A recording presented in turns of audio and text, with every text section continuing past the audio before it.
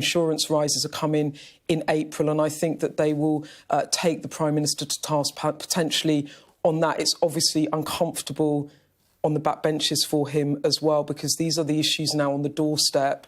He promised to level up the country, and in the short term, certainly people are going to be really feeling the pinch. It's going to be a very, very bumpy time for us all in terms of our own household budgets, and it's going to hurt people. And there will be, I think, from Labour, an argument that you're not doing enough. Let's just listen in. I think the Prime Minister is taking to his feet. I can tell the House today that it is my intention to return on the first day after the half-term recess to present our strategy for living with COVID. Provided the current encouraging trends in the data continue, it is my expectation that we will be able to end the last domestic restrictions, including the legal requirement to self-isolate if you test positive, a full month early, Mr. Speaker. Mr. Speaker, this morning I had meetings with ministerial colleagues and others. In addition to my duties in this House, I shall have further such meetings later today. Mr. Speaker, the Northern Ireland Protocol has frustrated business, is undermining the Belfast Agreement and is restricting the free movement of goods and people within our United Kingdom. What action will my right honourable friend, the Minister for the Union, now take to reunite the United Kingdom and uphold the interests of all residents, including those living in Northern Ireland? Prime Minister. My honourable friend is quite right, because the protocol does not require, contrary to the way it is being applied by our friends, it does not require that all foods and all medicines and all plants should be systematically checked in the way that they are, Mr. Speaker. And we must fix it, and with goodwill and with common sense, I believe we can fix it, Mr. Speaker. But if our friends don't show the requisite common sense, then of course we will trigger Article 60. We now come to the Leader of the Opposition, Keir Starmer. Thank you, Mr. Speaker. Was the Business Secretary right to say that fraud is not something that people experience in their day-to-day lives? Prime Minister. Mr. Speaker, of course this government and this country despises those who defraud people, and that's why we crack down on fraudsters, Mr. Speaker, and we've strengthened our anti-fraud task force, who are bringing forward an economic crime bill, Mr. Speaker, but we also attach huge importance to tackling neighbourhood crime and crimes of violence, Mr. Speaker, and I'm very pleased that those crimes are down 17%, Mr. Speaker. Mr. Speaker, the Prime Minister's answer's got a big hole in it. We've had lockdowns for the last 2 years. 2 crimes that people could commit were online fraud and throwing parties. And so far as I can see, the numbers for both of those have gone through the roof. But I was asking the Prime Minister about the 14,000 cases of fraud a day. Many older people duped out of hard-earned savings. And the Business Secretary casually suggests on TV, don't worry, it's not real crime. There's a crime gang in Manchester, Mr. Speaker, nicking cars and shipping them around the world, all financed by COVID loans from the taxpayer. And what's the Chancellor's response? Write off £4 billion in losses and block an investigation by the National Crime Agency. His cabinet turning a blind eye to scammers. Is it any wonder that his anti-fraud minister realised no one in government seemed to care and threw in the towel? Prime Minister. No, Mr. Speaker, because what we're doing is tackling crime across the board, and that's why we're investing more in tackling fraud, Mr. Speaker, but we're also tackling the neighbourhood crime that is of such massive psychological damage to people in this country, tackling knife crime, tackling burglary, tackling crimes of violence in the street, Mr. Speaker, with tougher sentences, which they voted against, by the way, Mr. Speaker, and putting more police out on the street, Mr. Speaker. And the reason we're able to afford it, Mr. Speaker, is because we have a strong economy and we're coming back strongly from COVID, and that is thanks to the big calls that this government got right. Yes, Starmer. Mr. Speaker, his anti-fraud minister quit, saying the failure of government to tackle fraud was so egregious that he had to, and this is his words, smash some crockery to get people to take notice. Yeah. Well, it seems that the Prime Minister hasn't noticed the broken plates and the shattered glass all around him. Yeah. It's almost as if he's been completely distracted for weeks. Talking of scams, households are going to have to fork out an extra £19 billion on their energy bills. The government is insulting people's intelligence by pretending it's giving them a discount. But it's not. It's a con. A buy now, pay later scheme, a dodgy loan, not a proper plan. Mr. Speaker, he shakes his head. So let me put this in language you might understand. When his donors give him cash to fund his lifestyle and tell him he has to pay it all back later, are they giving him a loan or a discount? Mr. Speaker, our plan to tackle the cost of living is faster, more efficient and more generous than anything that they have set up, Mr. Speaker. We've lifted the living wage by record amounts. We've cut the effective tax for people on universal credit, Mr. Speaker, and we're now setting out a fantastic plan to help people with the cost of energy, Mr. Speaker. And it is more generous and more effective than anything Labour have set out. And the only reason we can do it's £9.1 billion, Mr. Speaker. It's huge sums that we're using to help people across the country. And the only reason we can afford it, Mr. Speaker, is because we have a strong economy, the fastest growing in the G7, as I think I may have pointed out to the right honourable gentleman last week, and not just last year, but this year as well. Mr. Speaker, the Prime Minister clearly hasn't got the first clue what the Chancellor signed him up to. So let me help him out. His plan is to hand billions of pounds of taxpayers' cash to energy companies and then force families to pay it off in instalments for years to come. If it sounds like he's forcing people to take out a loan, and it looks like he's forcing people to take out a loan, isn't it just forcing people to take out a loan? We are giving people in Band D council tax, A to D council tax valuations across the country. That is 27 million homes. We're giving them the equivalent of a £150 rebate off their council. Their offer is for £89, Mr. Speaker. Ours is faster, more generous, and more effective. And what they would do. And you know, this is a global problem, Mr. Speaker, caused by the spike in gas prices. But what they would do is clobber the oil and gas companies right now with a tax that would deter investment in gas just when this country needs gas, Mr. Speaker, as we transition to green fuel. It would be totally ridiculous, and it would raise prices for consumers. Mr. Speaker, I was always worried that the Prime Minister wasn't one for reading terms and conditions, didn't understand what the Chancellor signed him up to, and he's just confirmed my worst fears. There is an alternative. Order. Can I just say, if you want to carry on outside. I am not having this perpetual noise coming from the front bench. Secretary of State should know better, and I expect better, and I certainly don't need to put up with it anymore. Keir Starmer. Mr. Speaker, there is an alternative. He could stand up to his Chancellor, tell him to support families rather than loading them with debt. Tell him to look at those bumper profits of oil and gas giants. Shell's profits up £14 billion this year. BP's profits up £9.5 billion this year. Mr. Speaker, every second of the day, they've made £750 extra profit from rising prices. At the same time, households are facing an extra £700 a year on their bills. Why on earth is this government forcing loans on British families when they should be asking those with an unexpected windfall to pay a little more to keep household bills down? Mr. Speaker, the Labour plan would clobber supplies. It's an improvement on what I thought he stood for, which was nationalising the energy companies.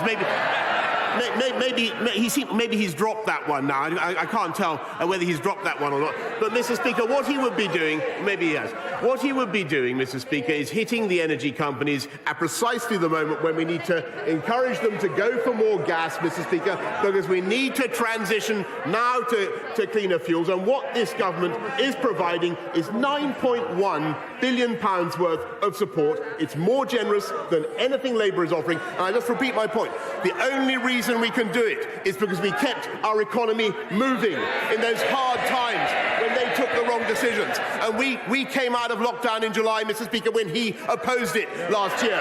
And we kept going over Christmas and New Year when they opposed it, Mr. Speaker. And that's why we have the fastest growing economy in the G7, not just last year, but this year as well, as I never tire of saying.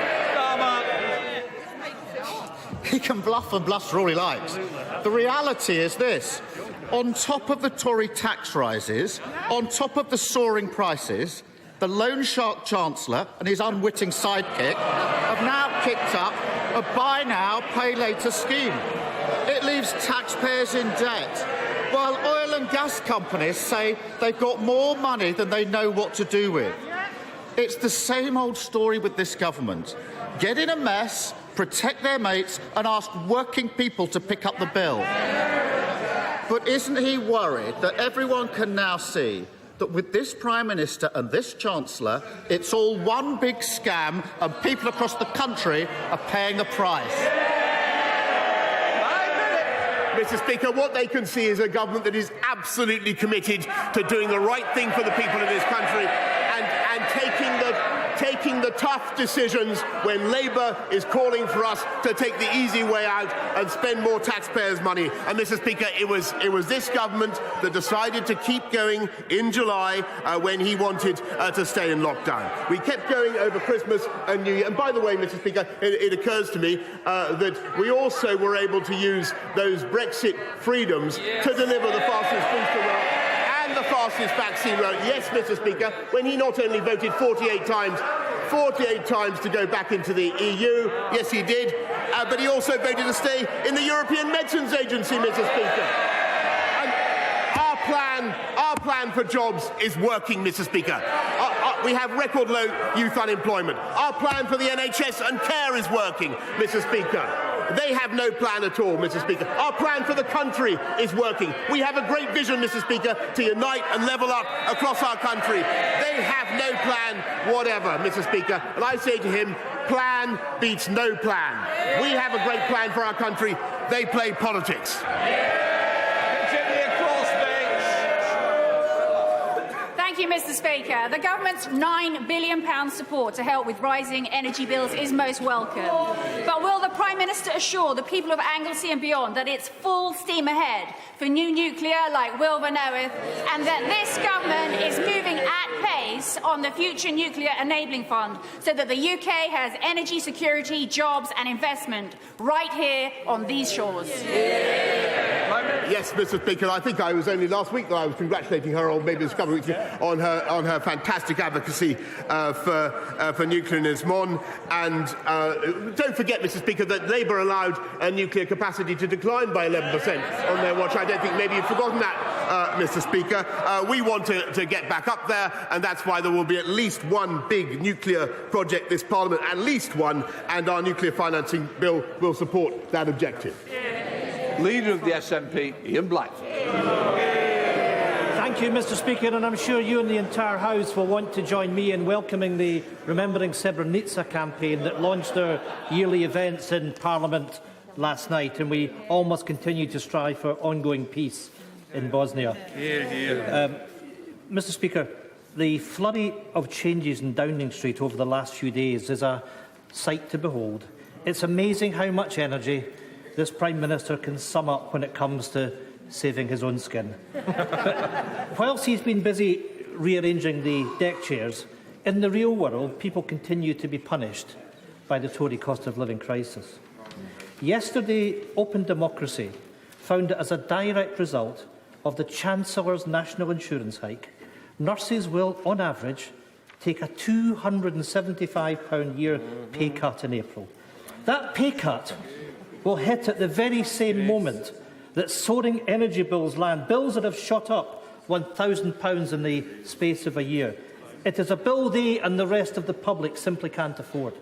So rather than the Prime Minister and the Chancellor scrapping over the Tory leadership, will they do something useful and scrap their regressive hike in national insurance? Mr. Speaker, actually, it was interesting that the gentleman opposite didn't mention that, because I think everybody can see how vital this is. We have to clear our COVID backlogs, Mr. Speaker. We have 6 million people already on the waiting list. I'm afraid that will go up. And we need to be recruiting the staff now. That's why we're recruiting 50,000 more nurses. There are 11,000 more this year than there were last year. And to his point, Mr. Speaker, we've increased the starting salary for nurses by 12.8%, in addition to the bursaries and other help that we give them. We value our nurses, we love our NHS, and we're paying for it. Ian Blackford.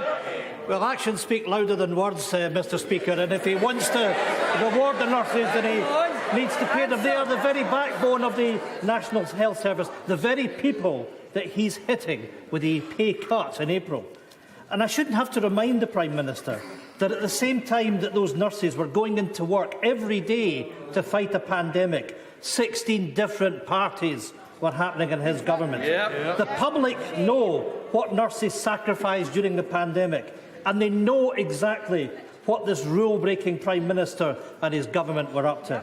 So are the Prime Minister and his Chancellor seriously telling those nurses that the reward for seeing us through the pandemic is a £270 wage cut? Mr. Speaker, what we're telling the people of this country now, what fantastic nurses, is we back them all the way. And what they want is more nurses, Mr. Speaker. That's why there are record numbers in training. That's why we have 11,000 more in the NHS now this year than there were last year, Mr. Speaker. And those, I think, are fantastic investments in our country and our society. And I must say that I think it's peculiar that, as I understand it, the Scottish Nationalist Party's approach to healthcare is now to cut off the bottom of doors in schools in Scotland in order to improve ventilation.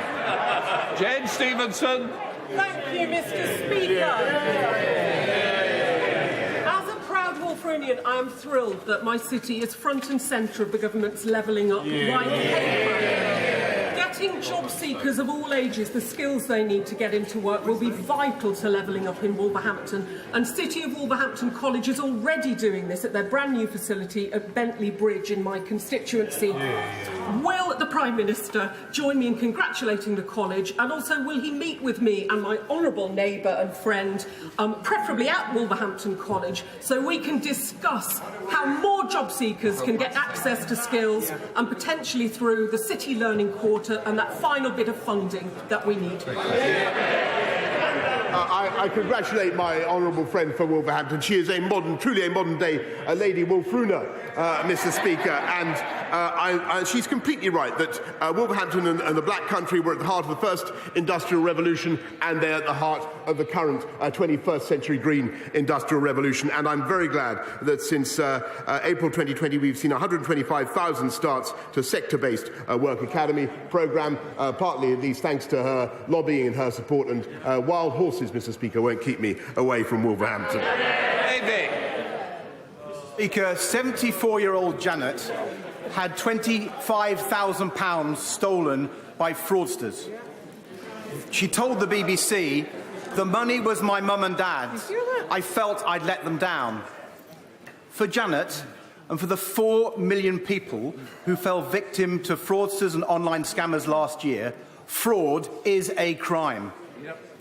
So does the Prime Minister understand the hurt he and his ministers cause fraud victims like Janet when they write them out of the crime figures and dismiss fraud as something people don't experience in their day-to-day lives? Mr. Speaker, will the Prime Minister correct the record on crime figures and apologise? Mr. Speaker, I direct the House, direct you, Mr. Speaker, to what I've already said to my honourable friend, the member for Hartlepool. But he knows very, very well that this government hates fraud. It hates online fraud. We're tackling the scammers by helping people to come forward when they get an email, when they get duped. Of course, we're helping them in any way that we can, Mr. Speaker. But we are also cutting the crime that affects people up and down our country, the neighbourhood crime, dealing with the county lines drugs gangs, Mr. Speaker, and that, I think, is something he should support as well, and I'm proud that those numbers have come down by 17%. Harriet Baldwin. Thank you, Mr. Speaker. It's wonderful news that the first in-person Commonwealth Heads of Government meeting for 4 years will take place during Her Majesty's Platinum Jubilee. Can the Prime Minister ensure that the global learning crisis is high on their agenda? And will he ask his amazing diplomats to ensure that every leader in the Commonwealth signs up to the Kenyatta Declaration on education? I thank her very much, thank my right honourable friend very much, everything she does to support education for girls. I think 12 years of quality education for every girl in the world is probably the single most transformative thing we could do to improve the world. And I remember working with my friend Uhuru Kenyatta on the declaration, and we will certainly ensure that everybody at the Commonwealth signs up to it. Eben Hamilton. Thank you, Mr. Speaker. Mr. Speaker, at the height of the lockdown restrictions in 2020, my constituent, who's worked for the NHS for over 30 years, was diagnosed with a tumour on her spine. Whilst in hospital undergoing painful surgery, her family obeyed the rules and didn't visit her. Mr. Speaker, in the last few minutes, a photo has emerged of the Prime Minister in Downing Street on the 15th of December 2020, surrounded by alcohol, food and people wearing tinsel. It looks a lot like one of the Christmas parties he told us never happened. So for the sake of my constituent and the sacrifices she made, will the Prime Minister be referring this party to the police, as it's not one of the ones already being investigated? Prime Minister. I'm afraid, first of all, I'm very sorry about his constituent and for the difficulties that she's been through, and I understand very much her feelings, Mr. Speaker. But in what he has just said, I'm afraid he is completely in error. Marco Longi. Thank you, Mr. Speaker. On the 30th of September 2020, the Prime Minister joined me on a building site in Dudley on what is now the new Institute of Technology, delivering on skills for future jobs and creating opportunities across the Black Country. Will he join me in congratulating the delivery team who delivered on this amazing project, including stakeholders like Thomas Dudley and Dudley College, and will he actually come and join me in person in doing so at the nearest opportunity? Minister. Mr. Speaker, I thank my honourable friend. He is a great champion for Dudley and for the Black Country, Mr. Speaker. And I'm delighted to hear that the Black Country and Marches Institute of Technology is now open, and I will certainly keep his kind invitation in mind. Ian Paisley. Thank you, Mr. Speaker. Prime Minister, the film Belfast contains the immortal words, "If you're not listening, you probably don't understand us. And if you don't understand us, you're probably not listening." The fact of the matter is that the protocol has zero support from unionists. The fact of the matter is, and I hope the Prime Minister is listening to this, that in a divided society, a solution that only attracts the support of one section of that community will never stand. Will the Prime Minister, therefore, take the opportunity to speak to the Irish Government, whose Ambassador Daniel Mulhern is running around Washington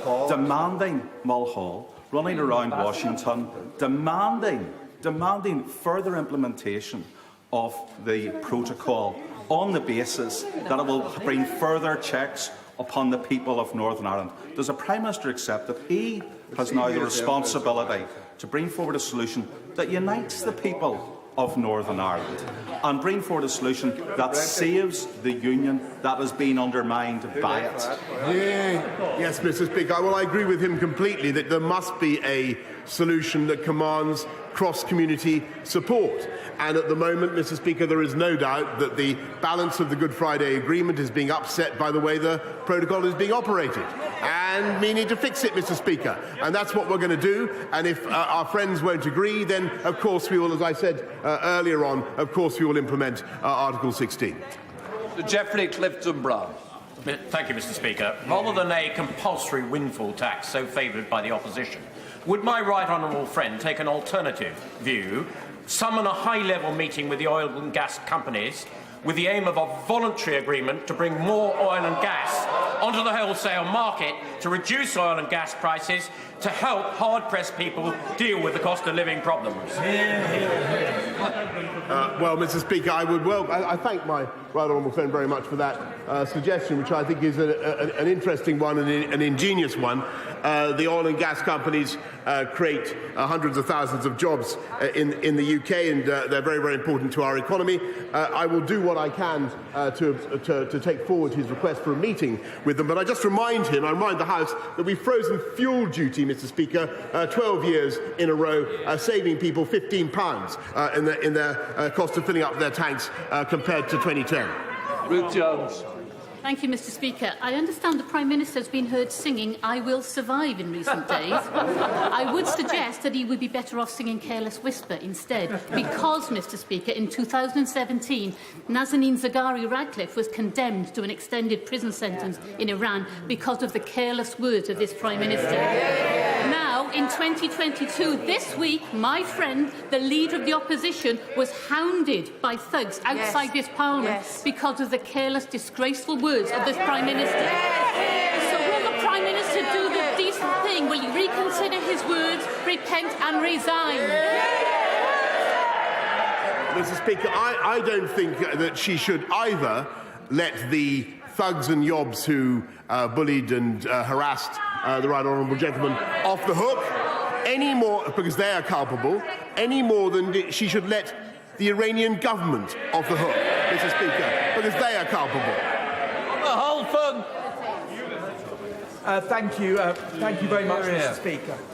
Since 2017, referrals for children's mental health has gone up by 60%. Eating disorders amongst young girls have gone up by 400% since lockdown. And we know that social media companies play a huge part in this. Given that social media platforms like TikTok are providing crack for kids in terms of adult content, negative imagery and addictive algorithms, will my right honourable friend consider implementing a 2% levy on social media companies, which would raise £100 million to fund mental health resilience programmes for children? Mr. Speaker, I know my right honourable friend has campaigned on this issue assiduously, and he's quite right about the psychological damage that social media can do, and I've heard what he's had to say recently about TikTok. We will see what we can do to address all these issues in the forthcoming online harms bill. Thank you, Mr. Speaker. Mr. Speaker, Bradford is UK's youngest city and has the 10th largest city economy with a GDP of 11.6 billion and is bidding to be the capital of culture. Now it comes out that no detailed analysis of the long-term economic benefits of investing in Bradford and the North through the integrated rail plan was carried out. This government failure has robbed Bradford of £30 billion worth of growth over the next 10 years. When is the Prime Minister going to match action to rhetoric and on levelling up and give Bradford the investment it deserves? Prime Minister. Mr. Speaker, I'm afraid that she's wrong in what she says, because we're not only investing massively in Yorkshire, investing in police in Yorkshire, 640 more police, investing in education, but she's misunderstood what we said at the time of the £96 billion integrated rail plan. Because what we are saying is that we will look at ways in which we can ensure that we protract the eastern leg of high-speed rail from north of Birmingham on the eastern leg to Bradford. What we're not doing is coming up with a scheme before we've decided exactly what to do and how to fund it. But we are not ruling it out, Mr. Speaker. Stuart Anderson. Mr. Speaker, I served my country with pride in the Royal Green Jackets.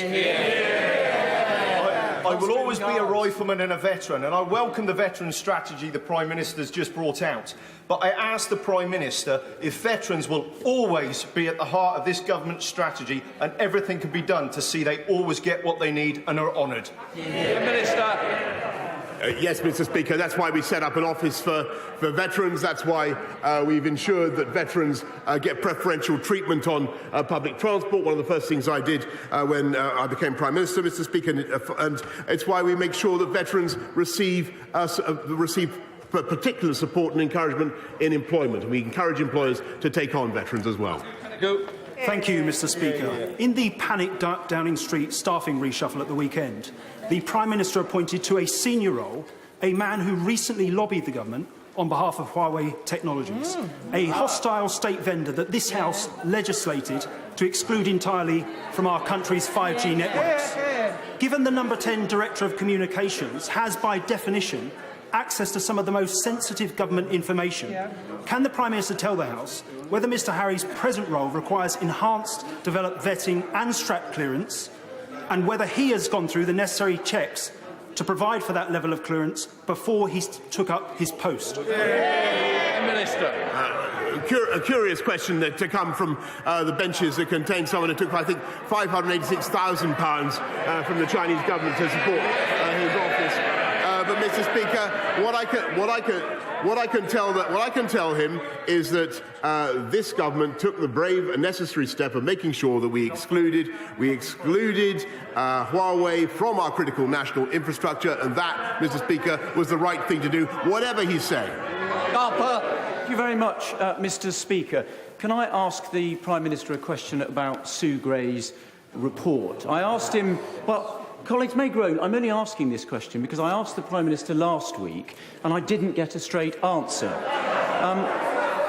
It's important because it's about those who make the law obeying the law. The Prime Minister wants to be judged on the facts, and that's right.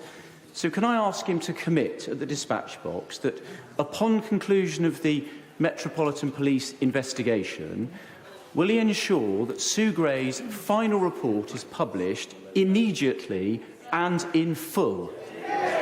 Prime Minister. Mr. Speaker, with great respect to my right honourable friend, I do believe I answered that last Monday, but or whenever it was, possibly last Wednesday as well. But I'll repeat for the benefit of the House that as soon as all the inquiries are concluded, I will immediately publish in full whatever Sue Gray gives me. Thank you, Mr. Speaker. I understand that the UK government signed an agreement with the Iranian authorities last summer that would have resulted in the payment of the £400 million that we owe Iran and the release of my constituent, Nazanin Zaghari-Ratcliffe. That agreement fell through and the debt still hasn't been paid. Mr. Speaker, this case urgently needs the Prime Minister's attention and personal intervention.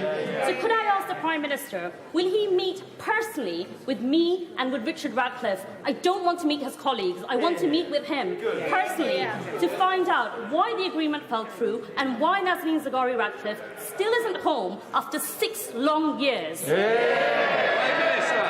I thank her very much. I thank her also, by the way, for all the hard work she does on behalf of Nazanin. We remain committed to securing the release of Nazanin and all the very difficult consular cases that we have in Iran. As she knows, the IMS debt is difficult to settle and to square away for all sorts of reasons to do with sanctions. But we will continue to work on it, and I will certainly make sure that we have another meeting with Richard Ratcliffe in due course. Natalie Elford. Mr. Speaker, Dover is once again beset by miles of traffic jams along the motorways, affecting residents and local businesses alike. Not because of Brexit, but because of Brussels bureaucracy and red tape.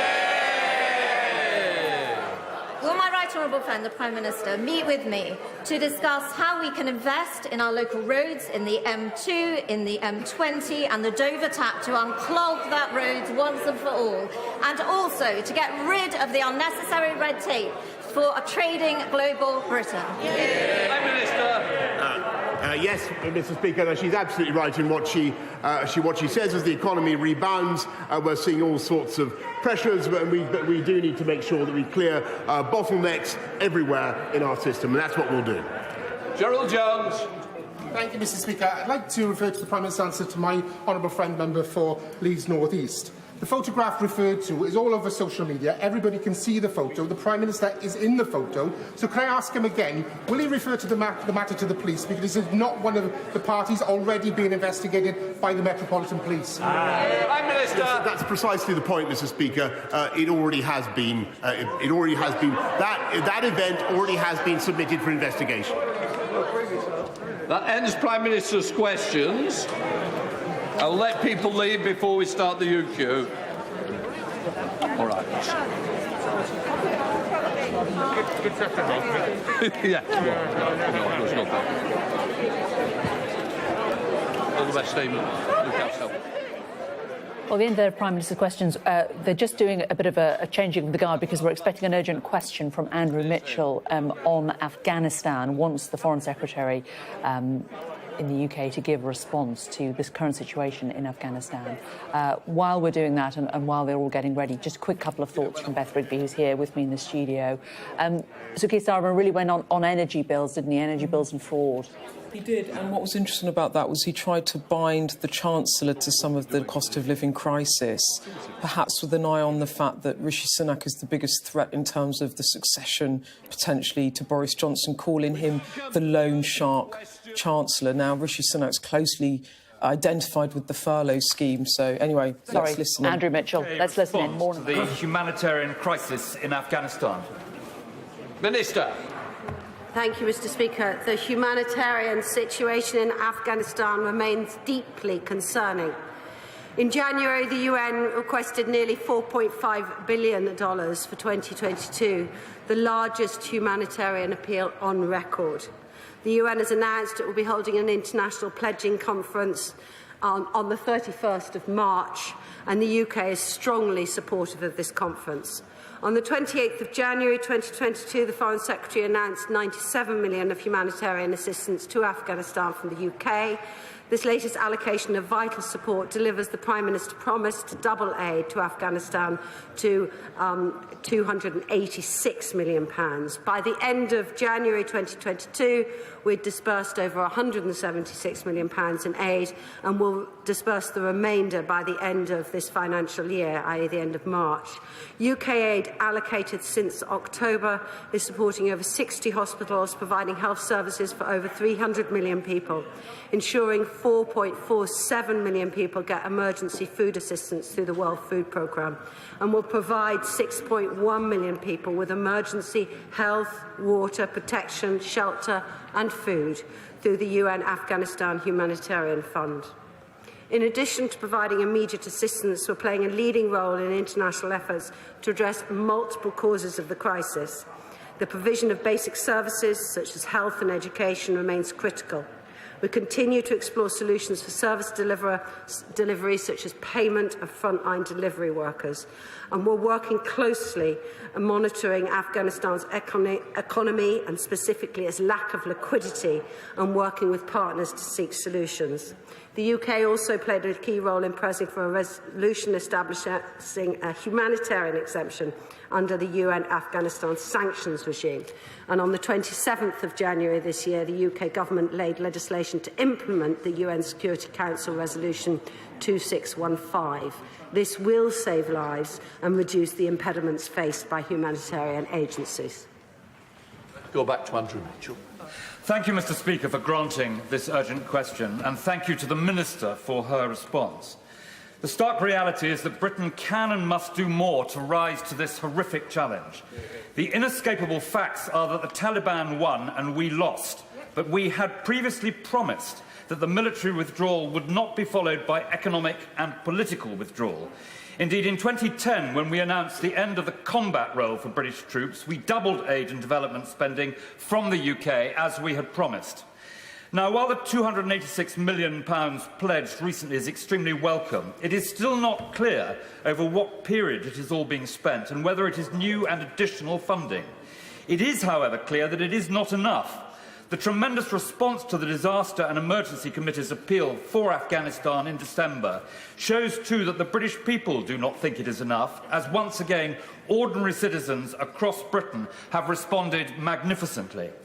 The appalling reports from brave journalists like Christina Lamb cannot be read, Mr. Speaker, without tears of anguish at the plight of our fellow human beings, selling their daughters into early marriage to provide food for their families, parting with body organs to feed their family. This is not science fiction, Mr. Speaker. These are facts attested to by British journalists and charities working on the ground while the World Food Programme is trying desperately to feed 20 million starving people. Mr. Speaker, 90% of the people in Afghanistan do not have enough to eat. 5 million are living in camps. 4 million are just over the border in Iran. And they won't stay there, Mr. Speaker. They will be heading for Europe and for Britain before long. UN professionals have made clear that $4.4 billion is required, and typically fair burden sharing would mean the UK would agree to do around 10% of this. Mr. Speaker, why is the UK not hosting this important and welcome pledging conference in March? Before the Prime Minister decided, Mr. Speaker, to vaporise DFID, there were dedicated officials steeped in the practicalities, respected across the world, who were able to bring together the necessary technical skills, connections and experience to lead the international community to a better and more responsible place. As Britain's International Development Secretary, I spent half my time, Mr. Speaker, urging, pleading and cajoling my counterparts in the rich world to step up to the plate. Britain led and the international community followed. We need the same oomph, the same vigour from Britain today to make this happen. It's not just an appeal to our humanity, Mr. Speaker. It's firmly and completely in our own national interest. Minister. Mr. Speaker, my right honourable friend is absolutely right about the generosity of the British people in responding to this very serious humanitarian crisis. It is a deeply tragic situation, but the UK government has also responded and shown leadership across the world. The £286 million that we have promised will be spent by the end of this financial year. It has been spent continually over this period and will be spent by the 31st of March.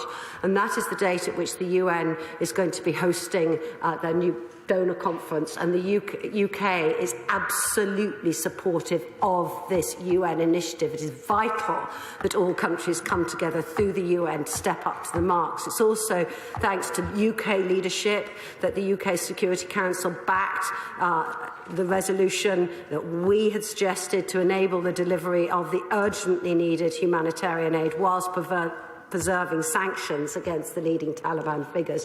And that means that the humanitarian aid can continue to flow and won't be held back because of those sanctions.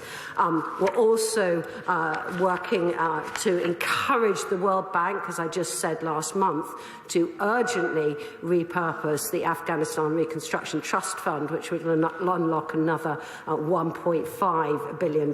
And indeed, I had discussions with my officials on it just this morning. Now come to the Shadow Foreign Secretary. David Lammy. We'll step away from the Commons just now. Andrew Mitchell putting in a heartfelt, urgent question about the situation in Afghanistan, talking about the dire situation on the ground. Of course, we on Sky News had a really disturbing report that we broadcast yesterday from our correspondent Alex Crawford about families having to sell their daughters in order to buy food. He referred there to Christina Lamb, who's also reported on that story, and on people selling body parts in Afghanistan. The government arguing that it is doing all it can. Let's bring back in Beth Rigby, our political editor, who's here. Beth, you know, that is a subject which has horrified a lot of people this week, hasn't it? But absolutely. Let's return to Prime Minister's questions. The real thrust of what Keir Starmer put the Prime Minister on the spot was about fuel bills, about the cost of living, about fraud. Yeah. Exactly. I mean, I think there's two parts of this PMQs. There's policy and politics. So let's start off with the policy. That was all around Keir Starmer honing in on some fraud, taxpayers' money being wasted over the COVID years, where people were were committing fraud in terms of government schemes and some of the billions of pounds that were lost of taxpayers' money. He then went on to talk about the help that the government has proposed around fuel bills, which could go up by £700 this year for families, and that doesn't include your inflation target or prediction of inflation could go up to 7.2% in the spring. That will have a clear effect on all of our lives and our weekly shops and so on. And then the issue of NI rises, national insurance tax rises to fund the NHS. So there's a big cost of living crisis on the way. Well, we've got the grab of that. So let's listen to their exchange about this cost of living. I didn't know that. Yeah. The reality is this. On top of the Tory tax rises, on top of the soaring prices, the loan shark Chancellor and his unwitting sidekick have now kicked up a buy now, pay later scheme. It leaves taxpayers in debt, while oil and gas companies say they've got more money than they know what to do with. It's the same old story with this government. Get in a mess, protect their mates and ask working people to pick up the bill. But isn't he worried that everyone can now see that with this Prime Minister and this Chancellor, it's all one big scam and people across the country are paying the price? Mr. Speaker, what they can see is a government that is absolutely committed to doing the right thing for the people of this country and taking the tough decisions when Labour is calling for us to take the easy way out and spend more taxpayers' money. And, Mr. Speaker, it was this government that decided to keep going in July when he wanted to stay in lockdown. We kept going over Christmas and New Year. And by the way, Mr. Speaker, it occurs to me that we also were able to use those Brexit freedoms to deliver the fastest booster roll and the fastest vaccine roll. Yes, Mr. Speaker, when he not only voted 48 times to go back into the EU, yes he did, but he also voted to stay in the European Medicines Agency, Mr. Speaker. And our plan for jobs is working, Mr. Speaker. We have record low youth unemployment. Our plan for the NHS and care is working, Mr. Speaker. They have no plan at all, Mr. Speaker. Our plan for the country is working. We have a great vision, Mr. Speaker, to unite and level up across our country. They have no plan whatever, Mr. Speaker. And I say to him, plan beats no plan. We have a great plan for our country. They play politics. And you saw there, Jane, that the Prime Minister tried to bat it away, going back to some of his, greatest hits. So he sort of reiterated that he got it right on COVID, as he would argue. He talked about Brexit. There's a couple of things in that. One is that the government's policy is to give us all £200 back in October. But as you know, you then have to pay it back in your bill over the next 4 years, which is the idea of it just being alone. Rishi Sunak, when he announced his policy last week, himself to our economics editor, Ed Conway, said, bills are going to keep on rising. We can help you adjust to rising energy prices, but this problem isn't going away. So the Prime Minister can try and bat it off, but it is staying. And what was interesting was someone on his own backbenchers, Geoffrey Clifton-Brown, a senior backbencher, said, well, you don't want to do a windfall tax on the oil and gas companies, but why can't you go and try and get them to release more supplies? So the disquiet isn't about the Labour backbenchers. There's worry on the Conservative benches because it really hits their constituents. It does. Also interesting, at the very beginning of Prime Minister's questions, Boris Johnson made an announcement about COVID. He wants to end the self-isolation of COVID cases a month early. He told the Commons that plans to remove all remaining coronavirus restrictions earlier than intended once Parliament returns from recess on the 21st of February. We've got that clip. Oh, great. Provided the current encouraging trends in the data continue, it is my expectation that we will be able to end the last domestic restrictions, including the legal requirement to self-isolate if you test positive, a full month early, Mr. Speaker. Did we see this coming? Well, you can see the cheers in the chamber. I mean, you know that Boris Johnson has come under a lot of fire from his own backbenchers who hate the COVID restrictions. That is clearly part of the Boris Johnson reset, to say, I'm going to do it a month early, and you saw the cheer in the chamber on that. OK, Beth. Great stuff. Thanks very much for that. Well, before Prime Minister's questions, we spoke to our People's Panel, voters unhappy with how the government has addressed the issues that really affect their lives. Let's go back to them and see what they thought about what they heard. We're rejoined from Cheshire by Craig Russell. His daughter, Kelly Smith, died of bowel cancer in June 2020 at the age of 31 after her chemotherapy was paused because of coronavirus. He's now set up a group called Catch Up with Cancer to support those waiting for NHS treatment.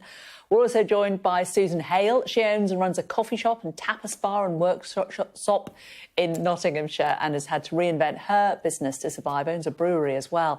And from Blackpool, joined again by Larry Williams, a single parent on universal credit. Craig, back to you first of all. We spoke to you before about the NHS, how important it is to you and many people. Your wife works in it. You very sadly lost your daughter. Boris Johnson, to a question from the SNP leader in the Commons, said that there would be more nurses under this government. And also that the national insurance hike is necessary in order to pay and to help clear the NHS backlog. Does that give you any cause for hope? Frankly, no. From what I've heard, nothing in PMQs came as a great surprise. It rarely does. Perhaps the only surprise I had is when the Prime Minister said they have a plan and it's working. Well, I think it's news to a lot of people in this country that there even is a plan. But certainly from the point of view of the NHS, the plans that are laid out at the moment, having seen what the Secretary of State for Health proposed yesterday as a recovery plan, to me, that's not a plan. That's a wish list. That's the kind of thing an 8-year-old would write to Santa about.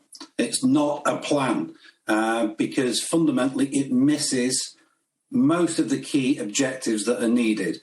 So, for example, the Institute of Public Policy Research did some research into the backlog, and they said that if we were running at 105% capacity of pre-pandemic levels, it would take till 2033 to clear the backlog.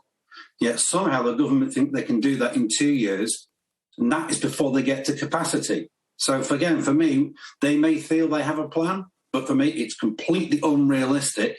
And once again, there was an opportunity here for correct planning to be put in place to help people get the correct treatment they need through the NHS, and it's yet again an opportunity that's been missed. OK. Susan Hale, you talked a little bit earlier about the furlough scheme and how you were able to get some help for one of your businesses but not the other. We saw questions to the Prime Minister about the dismissal of fraud. Of course, there were a lot of people who took those loans fraudulently, and those loans are being written off. How do you feel about that, given that you obviously stuck to the rules and were only able to claim for one of your businesses, not both?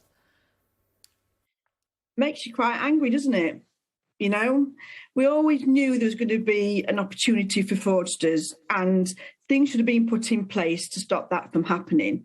And then when you hear about millions of pounds being written off, yet here I am paying my taxes and everything else, and if I don't pay my taxes, I get chased. Therefore, why are we wiping all that millions of pounds of money off that could really go towards helping businesses, helping the NHS, and maybe going towards a fuel crisis that they just keep batting off? Nobody seems to be coming up with straight answers. A lot of what I heard today was similar to what I heard last week at Prime Minister's question time. We seem to be going round in circles. The rate of inflation is going to go up. I've been looking at this since October last year. I am now looking at altering the prices in my businesses by 11-12% to counteract the potential inflation rate.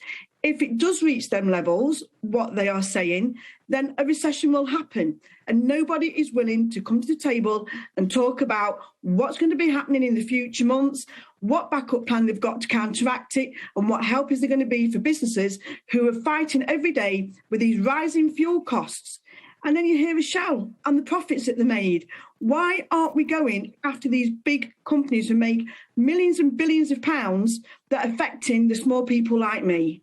Again, nothing was answered for me in them questions today. Larry, you're nodding your head to that. You're a single mum. You're struggling financially. The opposition leader, Keir Starmer, made quite a lot of the the new scheme for electricity bills, calling the Chancellor the loan shark Chancellor, talking about a buy now, pay later loan scheme. How do you view what's being offered in terms of help to meet energy bills over the coming months? I actually think it's a joke. I mean, I actually just put some figures down on paper when they were mentioning the £150 off council tax. That's £12.50 per person a month on a monthly payment. You know, let's all just run out and let's celebrate that we've got £12 to spend. Well, we don't really have £12 to spend, do we? It's going back to council taxes or going in taxes somewhere. There's just not. It's an absolute sham. You know, I've actually just come to the conclusion he's full of fluff and air, and he's not answering any questions again. We need action, and we need action now, and it needs to happen very, very quickly. There's going to be a mess, because basically what will happen is the parents and people like me who don't have any extra won't be able to pay these bills. We'll end up in a massive, massive arrears on our accounts, to the point where we won't be able to pay it. We don't have any extra to pay it, and what will they do? Will they cut us off, and we'll end up with no supply? You know, this is major for families, the elderly, pensioners, people like that. You know, they're already sitting in cold houses because they don't want to put the heating on. Thank God we've not had a very cold winter, but it needs addressing now, not in a few months' time. And quite rightly, you know, like we've just said now, that you know, we Shell and all these companies that are making massive, massive profits should be giving something back. OK. Well, listen, thank you all so much. Really great to get your thoughts and hear what was important to you and get your reactions to it as well afterwards. Craig Russell, Susan Hale and Lowry Williams, thank you all very much for your time.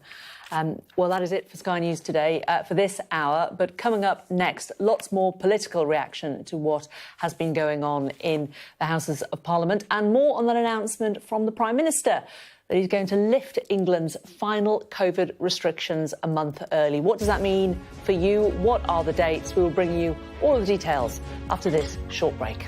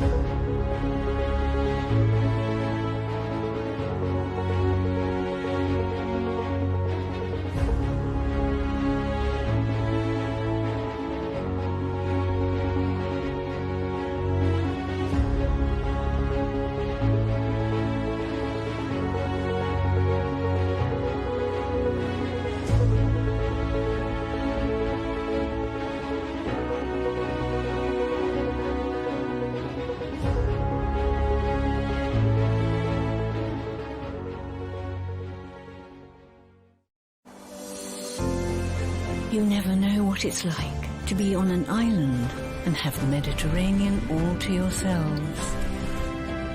You never know how comfortable it can get to be away from home. You never know where the history of the Mediterranean was written. And once you know, you'll never forget.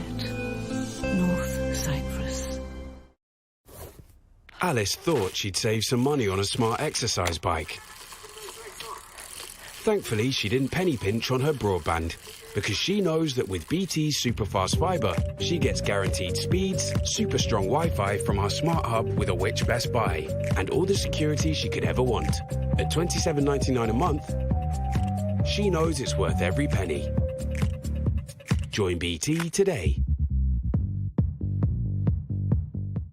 Cooker. No more waiting for the kettle to boil. No more waiting for a pan of water to boil. With a cooker in your home, you always have instant 100 degrees boiling water on demand. Add the cube and you'll also have chilled and sparkling water, all from one single tap. If you wish to understand how a cooker works and explore the full range, you can book a live virtual one-on-one appointment with one of our cooker team. This is a unique experience where you control the meeting and what you would like to see. We can explain how a cooker could help you to save time, energy, water, money, and even makes a kitchen a safer place. 100 degrees boiling, hot, cold, filter chilled, and sparkling water. The tap that does it all, Cooker. Go to cooker.co.uk and book your virtual appointment now. I used to box Kel all around the ring. You got school. It's been simmering. I know you didn't steal I was watching. Talking a big game. You're getting it next, boy. And simmering. He doesn't want the fight. Who's going to win the fight? Amir Khan is a con man. Kissing you. Remember that. You're being in too hard, Amir. You are going to get hurt in this fight. Are you sure? And simmering. I'm going to knock your spark out. Bye. Finally, Kel can't beat me. we have boiling point. It's on. Khan Brook on Sky Sports Box Office.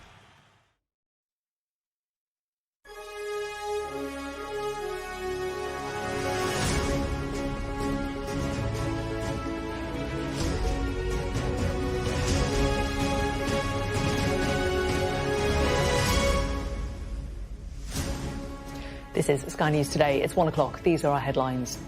An end to self-isolation within weeks. The Prime Minister's strategy for living with COVID is going to be outlined to MPs. It is my expectation that we will be able to end the last domestic restrictions, including the legal requirement to self-isolate if you test positive, a full month early.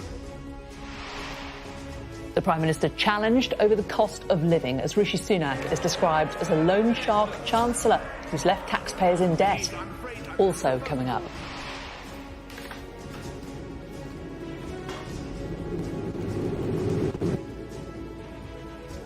Powered like the sun, the energy generation breakthrough that could pave the way to limitless energy.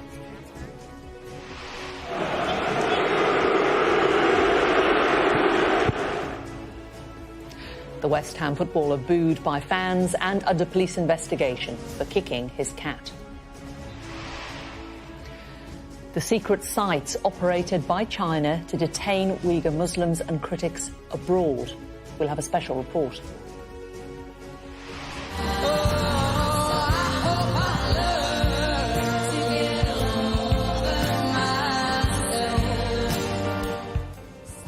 And ballads over bangers.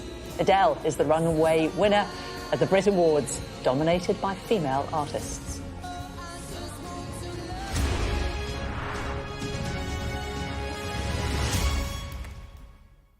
Hello, good afternoon. We start with breaking news, and the Prime Minister has announced that he wants to end self-isolation for coronavirus cases a month earlier than previously announced.